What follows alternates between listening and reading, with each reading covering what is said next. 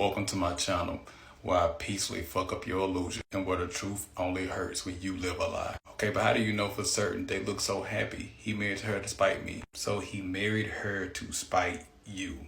Where is the happiness in that? I mean, the absurdity of it all. But I understand. When we're with people that make us unhappy, we lie to ourselves constantly. Then when people break up with us, we still lie to ourselves. True happiness does not come from making somebody else unhappy or spiting them. Actually, I will argue that if making somebody else unhappy brings you happiness, you are sick. See, here are the bad things about assuming that somebody else is happy in a relationship. Number one, you're overly invested in what they got going on. Over there's a pot full of sick shit. And right now, focusing on them ain't bringing you any closer to healing. Secondly, you're looking at what's on the surface. Back then, everybody wanted that Jada and Will love. 2023, do you still want it? We judged it based on what is on the surface, but you are not behind closed doors. You are not in a phone calls. You are not in a bedroom. Literally take what you see on the surface, then your imagination start creating extra shit that you don't know anything about. And the only thing that does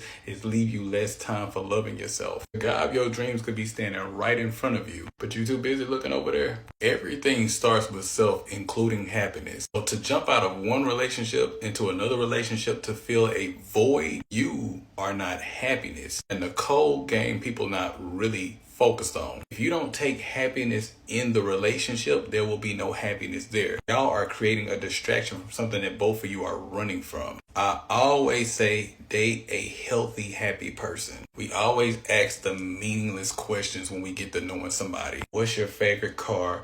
What's your favorite color? What's your favorite scary movie? All types of bullshit. But we never ask the most important questions. And I'm going to give you two off the top. One, how much do you love yourself? What are your communication skills? This is why those questions are important to ask. Number one, if you don't know how to give love, you're not going to know how to receive it either. So if I'm trying to help you or tell you something right out of love, you're not going to receive it right. You're going to take it as offensive. The perfect analogy that I just came up with. If you don't know how to save money, you're not going to know how to spend money. It's the same thing. If you give more than you take, you will be left with nothing. If you take more than what you give, you will feel entitled and obligated. And if you walk the world feeling entitled and obligated, you will be let down a billion times. And this is where the communication part comes in. Communication is still giving and receiving. And sometimes people send mixed signals intentionally. And that's also bad communication. Most people believe that communication is the most component part of a relationship. It's actually communication. Because communication is what builds up the trust. What happens when the communication fails? When the communication fails, the trust falls right behind it. When the communication is strong, you already know how your partner get down. This is what brings us back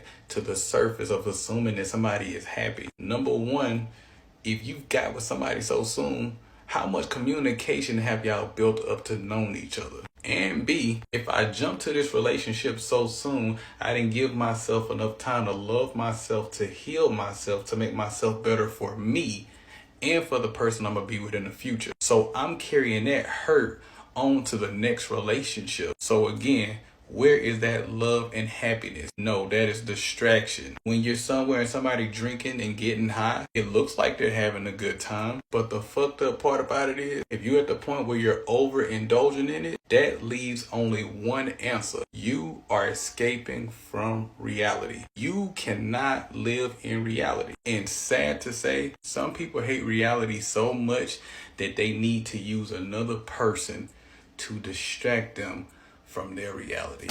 For those who need it.